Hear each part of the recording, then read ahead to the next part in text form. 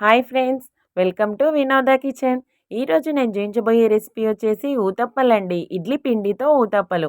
మనకు ఈ ఊతప్పలు అనేటివి ఇడ్లీ పిండితో చేసుకుంటే చాలా టేస్టీగా క్రిస్పీగా ఉంటాయండి. ఇడ్లీ పిండి మిగిలిపోయినప్పుడు ఇలా ఒకసారి చేసుకుంటే చాలా బాగుంటాయి. ఒక ప్యాన్ పెట్టుకొని అందులో టీ స్పూన్ ఆయిల్ వేసి శనగపప్పు వేసి కొద్దిగా ఫ్రై అయిన తర్వాత పక్కన పెట్టేసుకొని 1 కప్ ఆనియన్స్ సన్నగా కట్ చేసినవి వేసుకొని వీటిని కూడా ఫ్రై చేసుకోవాలండి. ఇవి కూడా కొద్దిగా అటు ఇటు కలర్ చేంజ్ అయ్యేంత వరకే అనుకొని మనకు పచ్చి వాసన పోయేటట్టు చూసుకోవాలి. పచ్చి వాసన పోయిన తర్వాత ఇప్పుడు చూడండి, ఇక్కడ ఇడ్లీ పిండి తీసుకున్నాను.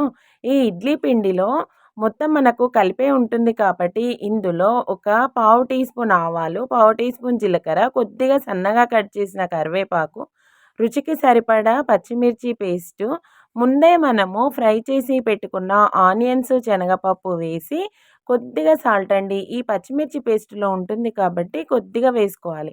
ఇదంతా మొత్తము మిక్స్ చేసుకోవాలండి. ఇది ఇట్లా టోటల్‌గా మిక్స్ అయ్యేంత వరకి కలిపేసుకోవాలి.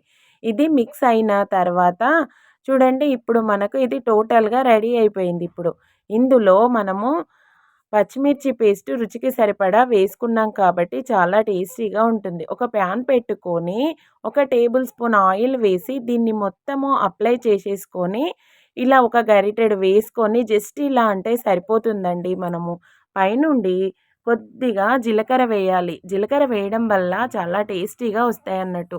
ఇప్పుడు పైన క్యాప్ పెట్టేసుకొని ఫ్లేమ్ అనేది లోగా పెట్టుకోవాలి.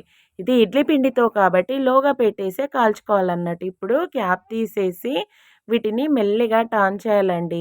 గోల్డెన్ బ్రౌన్ కలర్ వచ్చేస్తే మనకు తొందరగా కూడా కాలిపోతాయి అన్నట్టు. చూడండి, ఇలా టర్న్ చేసిన తర్వాత కూడా ఒక టేబుల్ స్పూన్ అంత ఆయిల్ వేసి వీటిని మెల్లిగా మనము ఇలా ప్రెస్ చేసుకోవాలండి.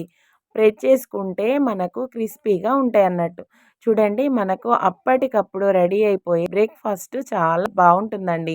దీన్ని పల్లి చట్నీతో తీసుకుంటే చాలా అంటే చాలా టేస్టీగా మనకు కూడా బ్రేక్ఫాస్ట్గా ఉంటుందండి. చూడండి, మనకు పర్ఫెక్ట్గా రెడీ అయిపోయాయి. ఇప్పుడు మీరు కూడా దీన్ని ట్రై చేసి ఎలా ఉందో కామెంట్స్లో చెప్పండి.